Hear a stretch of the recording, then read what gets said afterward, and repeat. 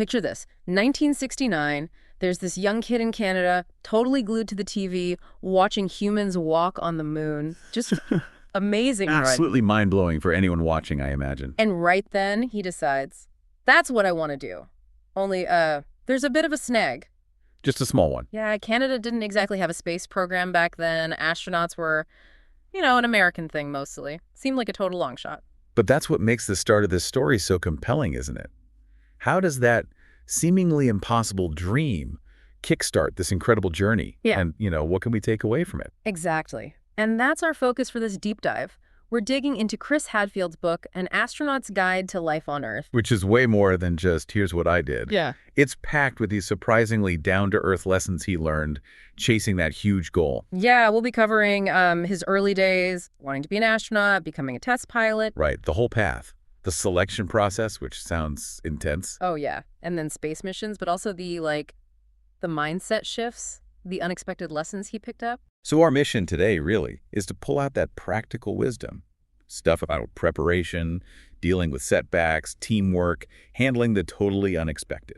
Basically, how an astronaut's view can help us navigate life, even if we're keeping our feet firmly on the ground.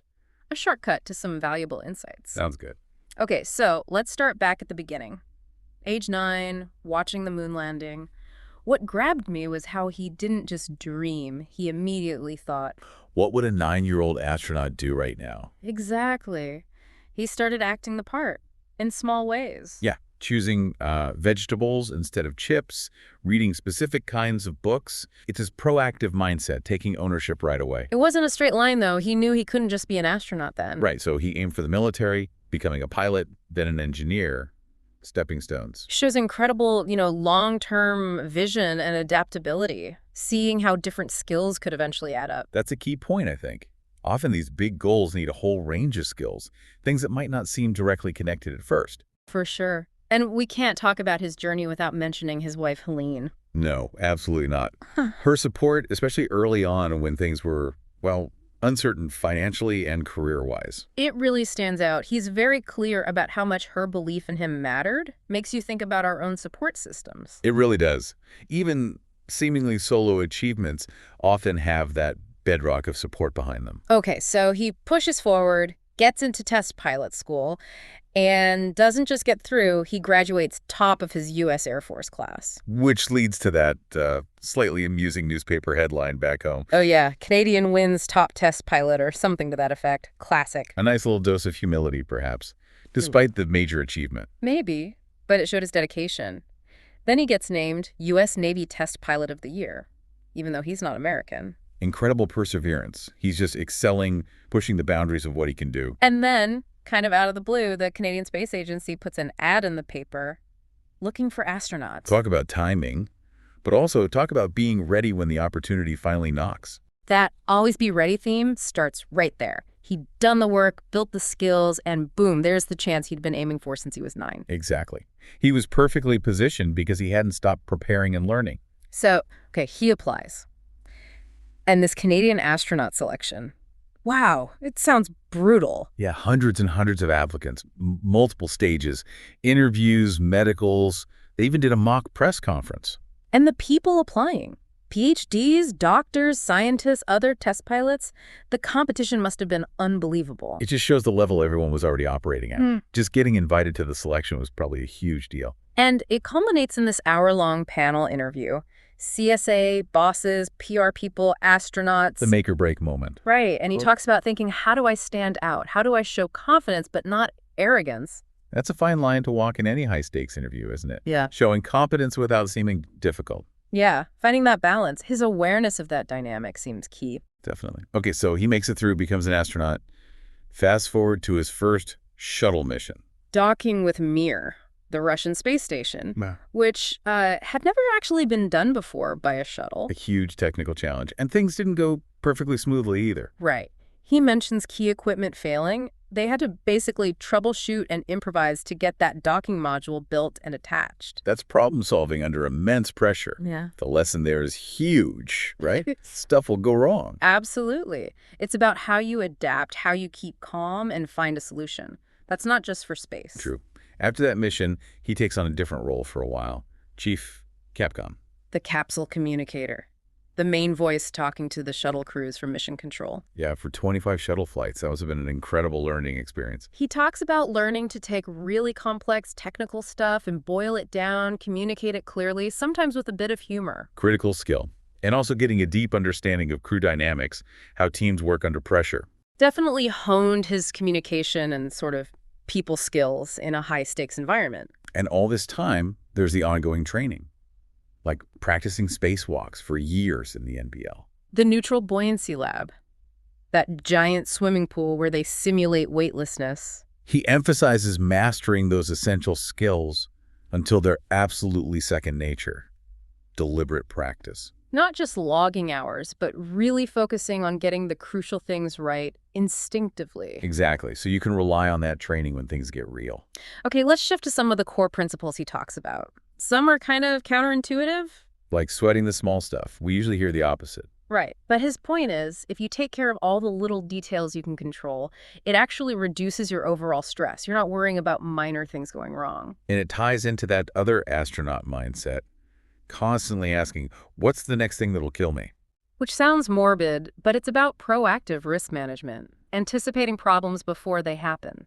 Instead of just hoping for the best, you actively look for potential failures. That way you're mentally prepared if something does go sideways. It's a fascinating inversion of typical advice. He also brings things down to earth, mentioning the practical skills astronauts learn. Like fixing toilets. Exactly. And meticulous packing. It reminds you that even in space, the mundane stuff still matters. You have to be self-sufficient. Adds a bit of humor and relatability, too.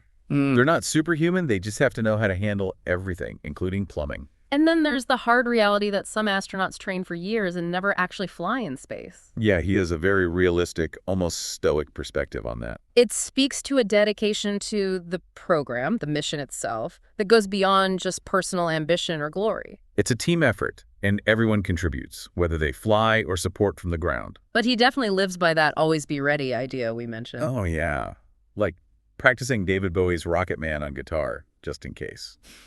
Chances were tiny you'd get to play it in space. And getting qualified to fly the Russian Soyuz spacecraft long before it seemed likely he'd need to. It's about cultivating that state of readiness, embracing learning, because you just never know when that skill might suddenly become crucial. Unexpected benefits. That proactive preparation is a powerful takeaway. Okay, let's talk about fear. How do astronauts handle it? He uses this great story from his childhood. Jumping off barn rafters. Hi, starting low, getting used to it, then going a bit higher, gradual exposure. Building confidence through experience, through practice. It demystifies courage, makes it about process, not just innate bravery. And his big insight is that it's knowledge that combats fear, not just willpower. Exactly. If you understand the situation, understand the risks, know the procedures, know what you can do, fear has less grip. Competence is your armor. That's empowering, I think. It's not about not feeling fear, maybe, but about knowing how to function despite it because you're prepared. Precisely.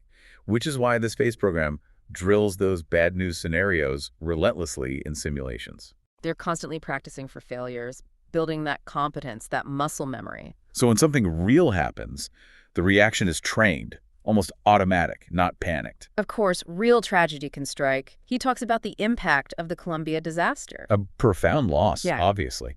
But he also describes the commitment of everyone at NASA to learn from it and continue the work. That sense of shared purpose, dedication to something bigger than individual risk, really comes through. And it informs his view on risk generally. Yeah. It's not about avoiding it entirely. No, it's about assessing it intelligently. Is the potential reward worth the hazard? And if yes, how do we understand and manage that hazard meticulously? It's calculated, informed risk-taking, always with a heavy dose of caution and preparation. Teamwork is obviously huge in spaceflight. He calls it a team sport. Learned early on, too, through things like military survival training and courses with NLS. National Outdoor Leadership School, thriving as a group in tough conditions. Right. Those experiences strip away comforts and force reliance on each other. Builds trust, interdependence. He tells a story from an NLS course in Utah about leadership, scouting the best way down a tricky descent himself. Leading by example, showing the way, not just barking orders. He contrasts that with, bullying or trying to dominate. Good leadership fosters collaboration, not competition within the team. And in that team context, Risk management becomes even more critical. One person's mistake. Can jeopardize everyone. That interconnectedness, that responsibility to the group is paramount. He says the key question every team member should ask is, how can I help us get where we need to go? Shifting focus from me to we. That emphasis on empathy, even humor, like distracting the team during grueling training by sharing engagement stories. Little things that maintain morale and connection under stress. Humor can be a powerful tool for cohesion. He also shares lessons from working with others, astronauts who are great team players, and even navigating interactions with, let's say, a more difficult colleague. Things like offering criticism constructively, not personally. Counting to 10 when angry. Basic, but crucial skills for close quarters collaboration. Definitely valuable insights for any team environment, really. Okay, let's go to orbit. Life on the International Space Station, the ISS. Not all floating majestically while looking at Earth, apparently. No. He talks about mundane stuff being tricky, like trimming your fingernails. The clippings fly everywhere. And his great idea to use an air duct filter to catch them. Which worked until the filter got clogged and stopped circulating air properly. Shows how even simple things need rethinking in zero-G. Thinking through those unintended consequences, it brings a very human, relatable element to life up there. He also mentions a kind of counterintuitive lesson about teamwork on the station. Promoting your colleagues' interests. Yeah. Helping them succeed actually boosts the whole team and ultimately helps you too. A rising tide lifts all boats sort of thing. It's a long-term view of collaboration. Build a strong, supportive environment, and everyone benefits. He also describes the intense focus needed during critical moments like launch or docking. They have bold-faced procedures. Stuff you absolutely have to know by heart instantly for emergencies, like checklist memorized. He mentions 2 shuttle launches where engines shut down right after liftoff, but the crews handled it perfectly because of that deep training. Just illustrates the power of that preparation. Calm execution under unbelievable pressure. Now, his later flights were on the Russian Soyuz. He compares it to the shuttle. Surprisingly more automated in some ways, right? Especially the safety systems. Yeah, like the automatic separation system if the rocket fails on launch. Though he does add context about earlier Soyuz issues, like the 75 crash landing and the fatal 67 flight. A reminder that spaceflight always carries inherent risks, even with improved technology. Lessons learned the hard way. He describes the Soyuz launch experience in detail, the custom-molded seat. Pre-launch rituals, music choices, the friendly kick from the ground crew. Right. And that funny story about missing checklists right before launch and just having to trust they were somewhere. Highlights that blend of meticulous procedure and, well, human trust, even in spaceflight. And once they're in orbit, on the Soyuz, he had about a day alone before docking with the ISS. Unique transition period. Time to reflect, adapt, acclimatize mentally before joining the main crew. Must have been quite something. Then arriving at the ISS, the physical adaptation begins. Puffy face, congestion, joint aches, the body readjusting. But then, the first spacewalk, the view. That woo-woo owl moment he describes. Like cleaning a dirty window and suddenly realizing you're standing outside the Empire State Building. Just awe-inspiring. That perspective shift seems profound. Hard to imagine, really, seeing the whole planet drift by. He talks about the practicalities, too. Eating and drinking pouches, rehydrated food, craving spicy things. Crew meals become important social moments, though. And the exercise. 2 hours mandatory every day to combat muscle and bone loss. On special equipment, like a bike and a treadmill with harnesses to hold him down. Even weird little details, like the soles of his feet getting smooth, but calluses forming on the tops from hooking his feet into footholds. And stinging eyes, because tears don't fall, they just sort of collect. Microgravity oddities. During his command, he got really active on social media. Twitter, photos. Yeah, encouraged by his son Evan.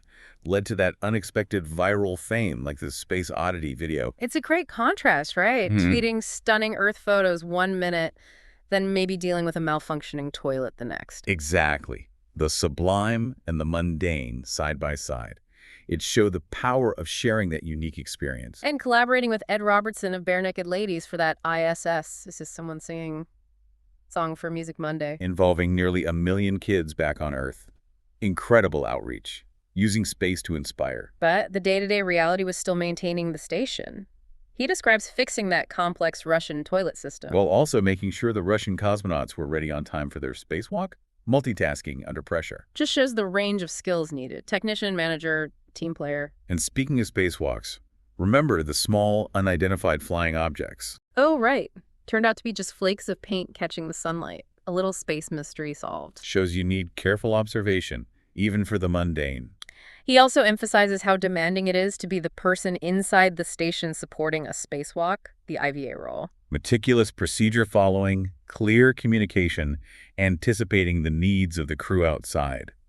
It's intense. Absolutely critical teamwork, not just the person floating outside. And through it all, there's that view from the cupola, that big bay window. Just drinking in the view of Earth. And also practical stuff like photographing the station's exterior to check for micrometeoroid impacts, orbital debris damage. A constant reminder of the beauty, but also the potential hazards up there. Okay, so after months in orbit, it's time to come home, the return to Earth in the Soyuz. He describes the detailed preparation, seeing it as a fitting end to his astronaut career. It's another critical, precisely choreographed phase. He mentions the contrast, busy preparations, then sudden silence inside the capsule just before re-entry. And then the ride itself. Intense, Yeah. disorienting, physically demanding. The G-forces, the rough landing.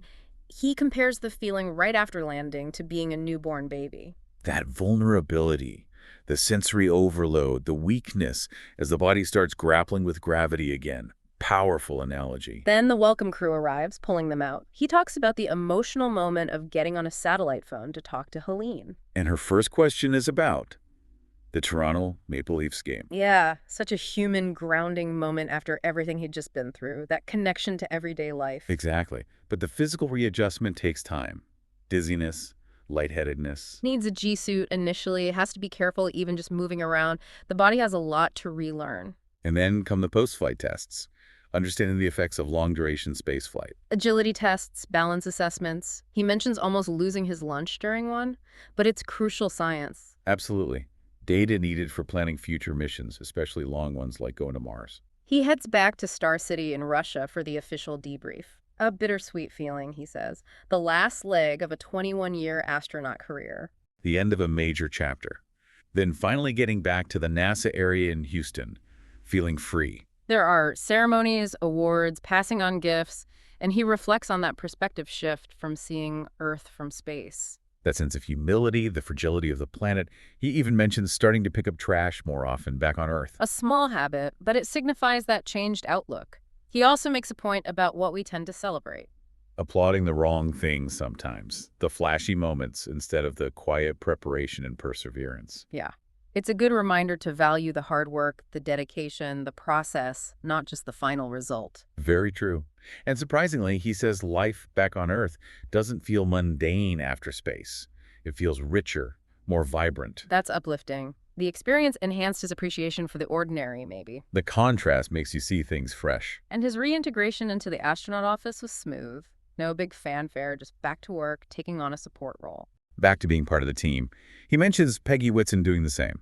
It's about the collective mission, promoting space exploration, not personal celebrity. A very grounded approach after reaching such heights. And he ends the book with one last anecdote. Ah, the snake in the cockpit. Yes. Mm. While flying a T-38 jet, a totally unexpected hazard in a familiar environment. Just a final, vivid reminder that you always need to be ready. Challenges pop up when you least expect them, requiring quick, decisive action. It perfectly encapsulates that always be ready philosophy. A great final point. So wrapping this up, Hadfield's whole journey, right from that 9-year-old's dream, it really demonstrates something powerful. Yeah, that these incredible achievements aren't just about innate talent or luck. They're built on meticulous preparation, a mindset that sees challenges not just as obstacles, but as things to learn from. Resilience, absolutely. Right. And strong teamwork, knowing how to rely on others and be reliable yourself. And finding lessons in everything, the grand moments and the small stuff too. And these aren't just lessons for astronauts. They're incredibly relevant for any goal, any challenge we face down here. It's about being proactive, adaptable, collaborative. So maybe a final thought for everyone listening. Think about a goal or a challenge you have right now. How could that always be ready philosophy apply? What's your personal rocket man you could start preparing for, even if it feels unlikely today? Taking those first steps, embracing the learning, cultivating that readiness. So when your opportunity comes along, big or small, you're ready to grab it. Well, thanks for taking this deep dive with us today. If this sparked your interest, definitely check out Chris Hadfield's book, An Astronaut's Guide to Life on Earth. There's so much more in there. Absolutely. Lots of great stories and practical wisdom. Yeah. Highly recommended.